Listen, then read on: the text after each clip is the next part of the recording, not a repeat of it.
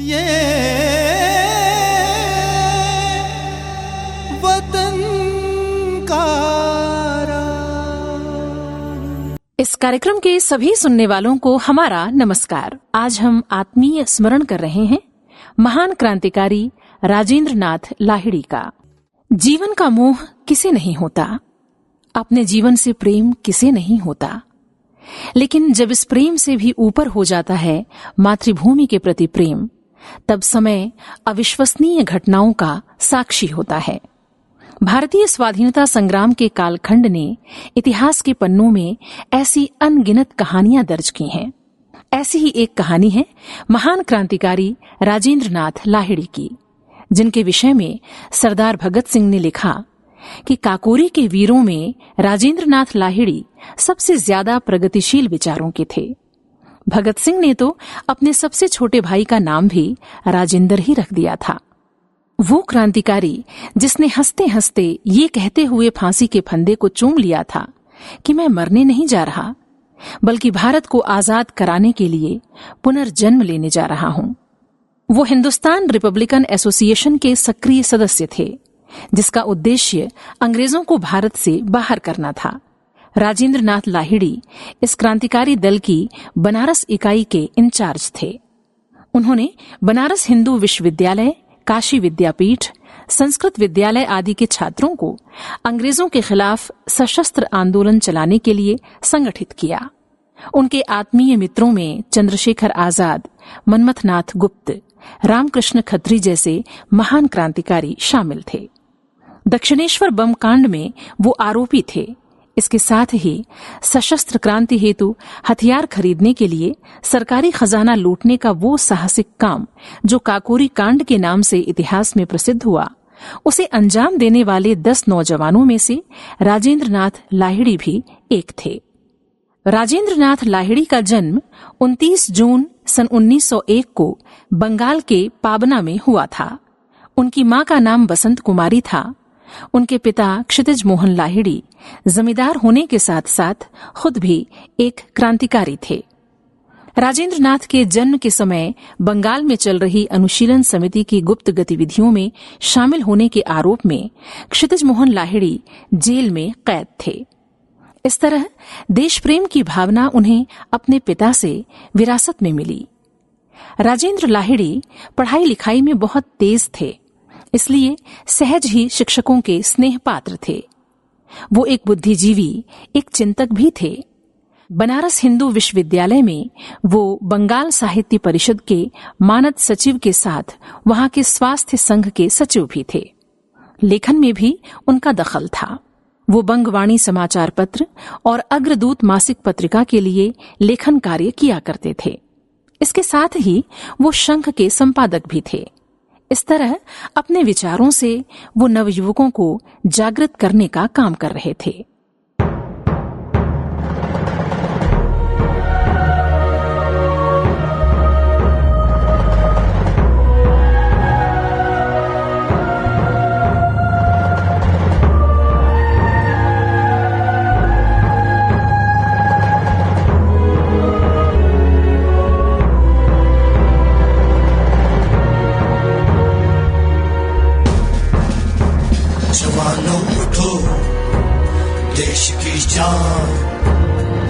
मांगती माता बलिदान, जवानों उठो देश की जान, मांगती माता बलिदान, जवानों उठो देश की जान, मांगती माता बलिदान।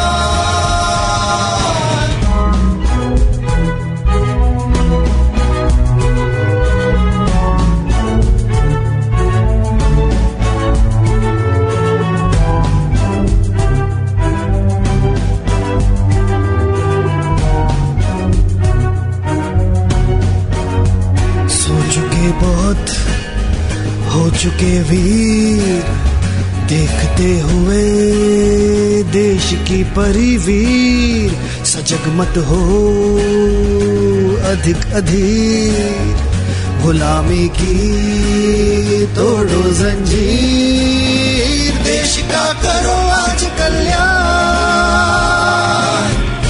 जवानों उठो देश की जान।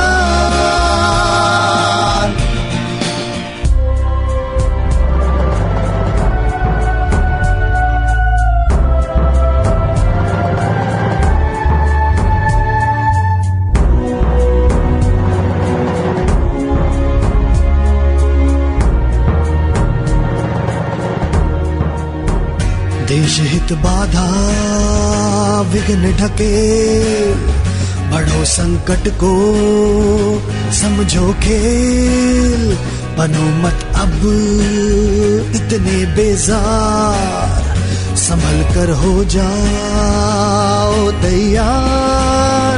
जोश से गाओ गौरव गान, जवानों उठो देश की जान।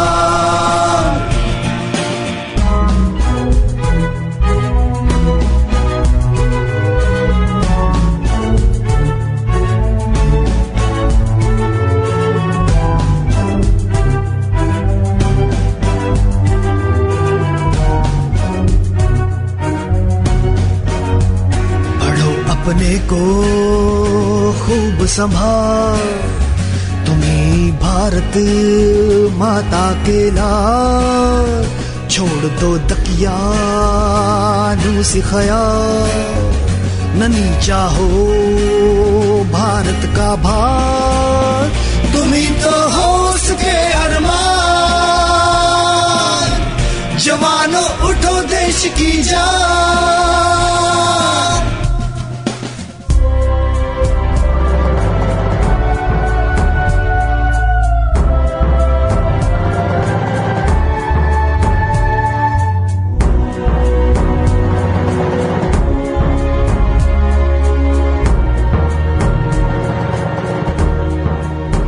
चलो वीरों अब ठानो ठान, करो भारत माँ का कल्याण, रहे सारी दुनिया में शान, विरोधी भागे लेकर जान, हाथ में ले राष्ट्रीय निशान, जवानों उठो देश की जान। जवानों उठो देश की जान, मांगती माता बलिदान।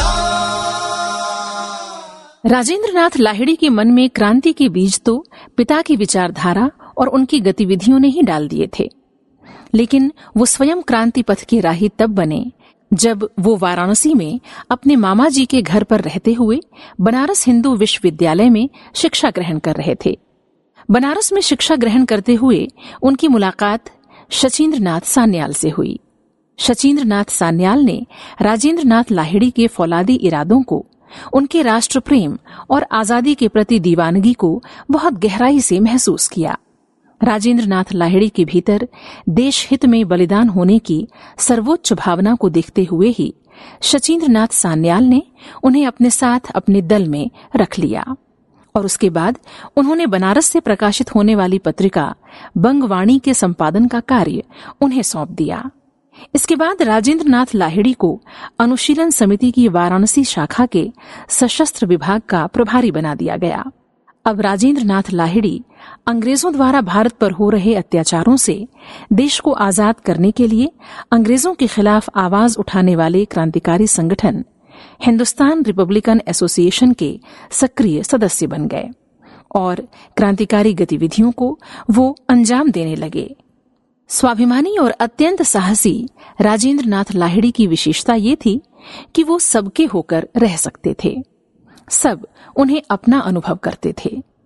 अपने साथियों से उन्होंने हमेशा सार्थक काम लिए और बहुत सुंदर ढंग से काम लिए। उनके चेहरे पर हरदम हंसी खेला करती थी। राजेंद्र नाथ लाहिड़ी के हंसने पर मालूम होता जैसे उनकी हंसी उन्मुक्त हो, बंधन काट कर, बाधा विहीन होकर सारे शरीर से फूटी पड़ रही है। तैराकी, हॉकी और फुटबॉल जैसे खेलों में वो बहुत अधिक रुचि रखते थे। अंतर्राष्ट्रीय राजनीति और अर्थशास्त्र में उन्हें विशेष दिलचस्पी थी। इतिहास विषय में भी उनका बहुत दखल था। वो बहुत अध्ययनशील थे, इसके साथ ही साहित्य से भी उनका विशेष लगाव था। यही कारण है कि पत्र पत्रिकाओं में लेखन और संपादन का कार्य भी उन्होंने किया और हरदम उनकी कोशिश रहती थी कि दल के सदस्यों का पूर्ण विकास हो। इसलिए वो हर सदस्य को लिखने के लिए उत्साहित किया करते थे और कुछ न कुछ उनसे जरूर लिखवा लेते थे। उनके मिलनसार और प्रसन्न चित्त स्वभाव को देखकर सहसा कोई विश्वास नहीं कर सकता था कि राजेंद्र नाथ लाहिड़ी ऐसे गंभीर क्रांति पथ के एक अग्रगामी पथिक होंगे। भारत की आजादी उनका एकमात्र स्वप्न, एकमात्र लक्ष्य था।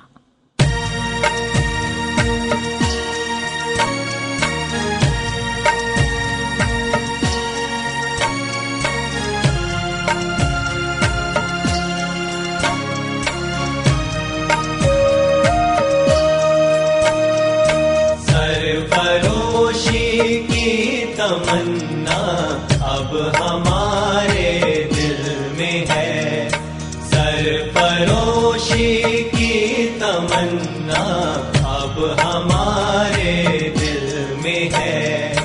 देखना है जोर कितना बाजुए कातिल में है, सरफरोशी की तमन्ना अब हमारे दिल में है।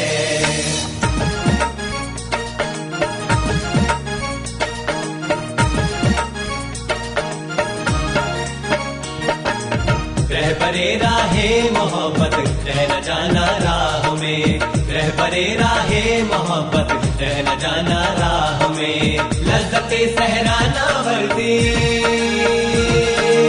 लज़्ज़ते सहराना वर्दी दूरी ये मंजिल में है, सरफरोशी की तमन्ना अब हमारे दिल में है, सरफरोशी की तमन्ना अब हमारे दिल में है, अब हमारे दिल में है।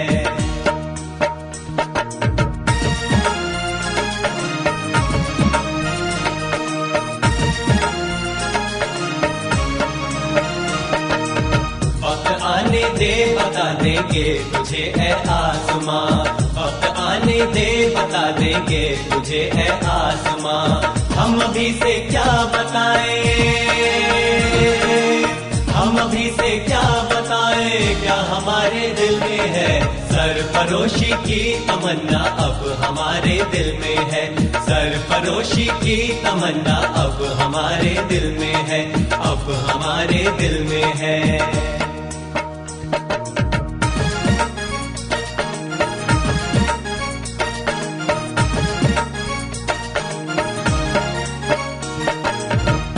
फिर मकतल में कातिल कह रहा है बार बार, आज फिर मकतल में कातिल कह रहा है बार बार।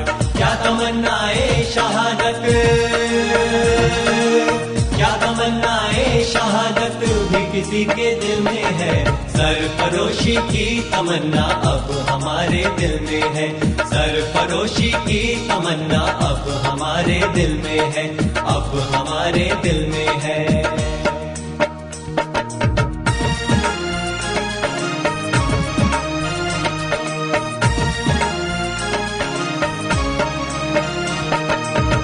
शहीदे मुल्को मिल्लत हम तेरे ऊपर निसार, ऐ शहीदे मुल्को मिल्लत हम तेरे ऊपर निसार।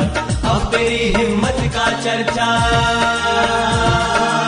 अब तेरी हिम्मत का चर्चा गैर की महफिल में है, सरफरोशी की तमन्ना अब हमारे दिल में है, सरफरोशी की तमन्ना अब हमारे दिल में है, अब हमारे दिल में है।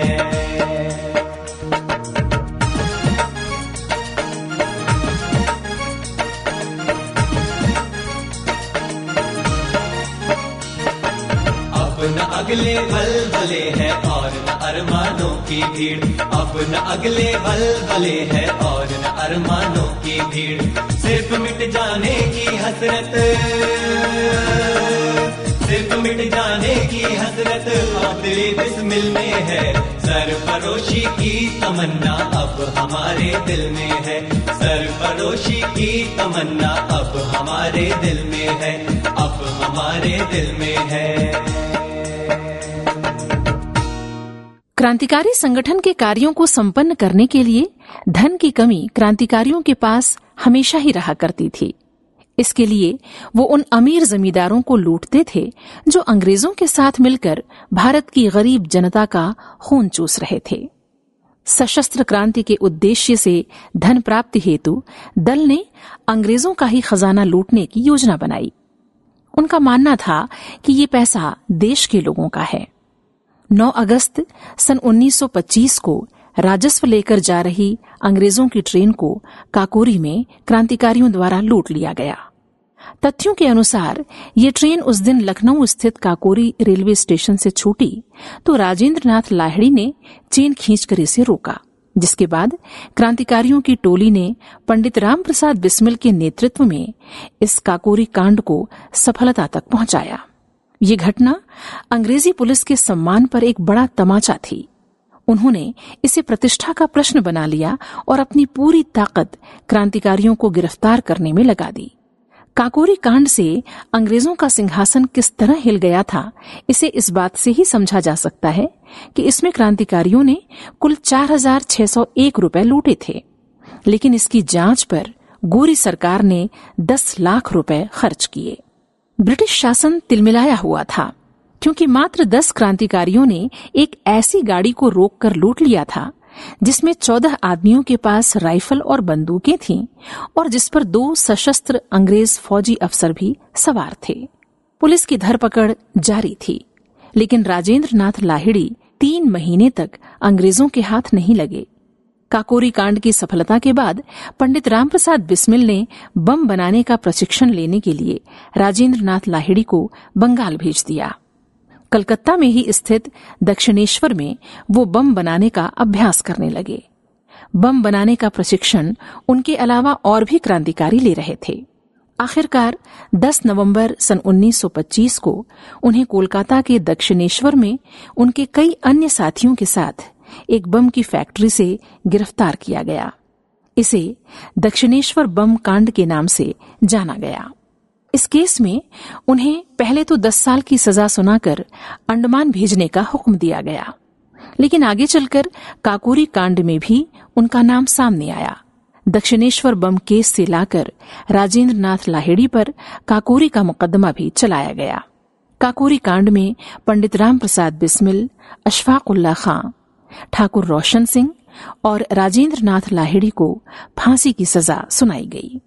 राजेंद्र नाथ लाहिड़ी को 2 आजीवन काले पानी और 1 फांसी की सजा मिली। पहले वो बाराबंकी और बाद में गोंडा जेल भेज दिए गए। काकोरी कांड के इन 4 आरोपियों को फांसी पर लटकाने की नियत तिथि थी 19 दिसंबर सन 1927, लेकिन नियत तिथि से 2 दिन पहले यानी 17 दिसंबर को ही राजेंद्र नाथ लाहिड़ी को फांसी पर चढ़ा दिया गया, क्योंकि अंग्रेजों को डर था कि उनके क्रांतिकारी साथी उन्हें जेल से बाहर निकाल ले जाएंगे। अपनी फांसी से ठीक 3 दिन पहले यानी 14 दिसंबर को उन्होंने एक पत्र में लिखा था कि मनुष्य मृत्यु से भय और दुख क्यों करे, ये तो नितांत स्वाभाविक अवस्था है, उतनी ही स्वाभाविक जितना कि प्रातःकालीन सूर्य का उदय होना। यदि ये सच है कि इतिहास कुछ घटनाओं से बदलता है, तो मैं समझता हूं कि हमारी मौत व्यर्थ नहीं जाएगी। सबको मेरा नमस्कार, अंतिम नमस्कार। और गोंडा जेल में 17 दिसंबर की सुबह गीता पाठ करने के बाद वो निर्भय फांसी के फंदे पर झूल गए। नमन ऐसे अमर बलिदानी को।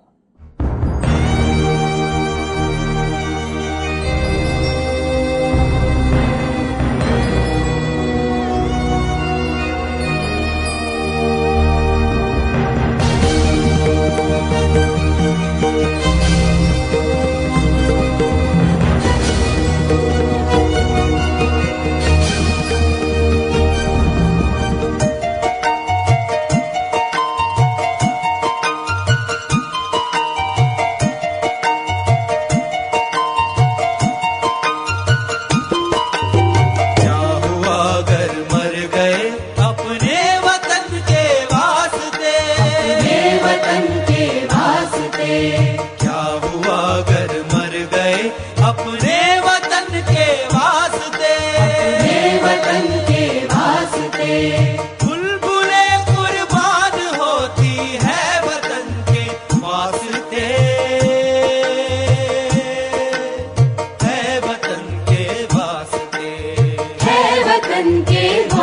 वास्ते। क्या हुआ अगर मर गए अपने वतन के वास्ते, अपने वतन के वास्ते।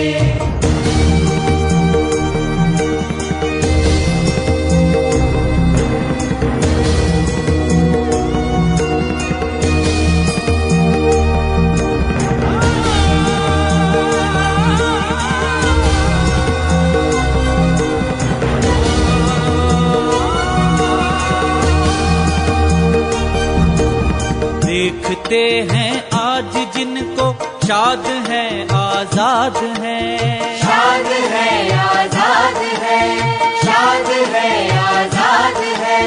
देखते हैं आज जिनको शाद है आजाद है।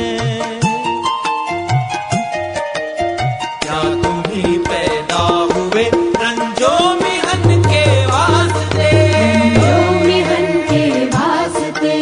क्या हुआ अगर मर गए अपने वतन के वास्ते, अपने वतन के वास्ते।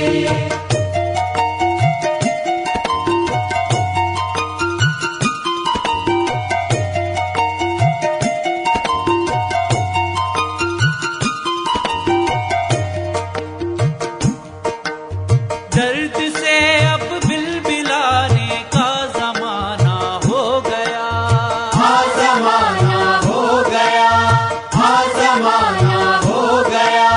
दर्द से अब बिलबिलाने का जमाना हो गया।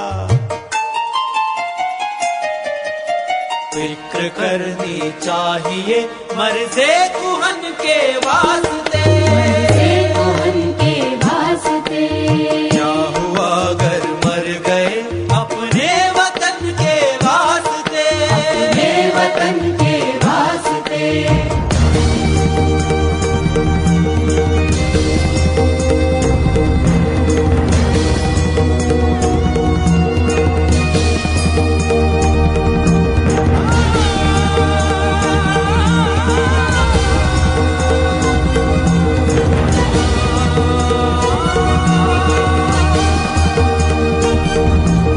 हिंदुओं को चाहिए कि मस्द का बेका करें, हस्त का बेखा करें, हस्त का बेखा करें।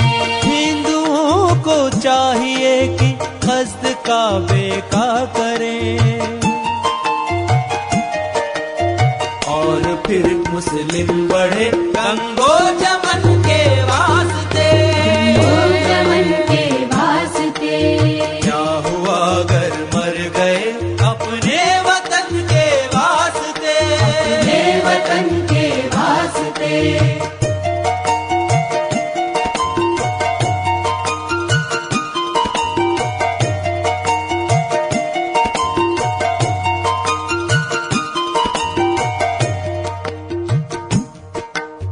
तरस आता है तुम्हारे हाल पे ए हिंदियों, हाल पे ए हिंदियों, हाल पे ए हिंदियों। तरस आता है तुम्हारे हाल पे ए हिंदियों। खैर के मोहताज हो अपने कफन के वास्ते, कफन के वास्ते। क्या हुआ अगर मर गए अपने वतन के वास्ते, अपने वतन के वास्ते। ये वतन का राग। अभी आप सुन रहे थे कार्यक्रम वतन का राग। प्रस्तुति स्वराज संस्थान संचालनालय, संस्कृति विभाग, मध्य प्रदेश की। ये वतन का राग।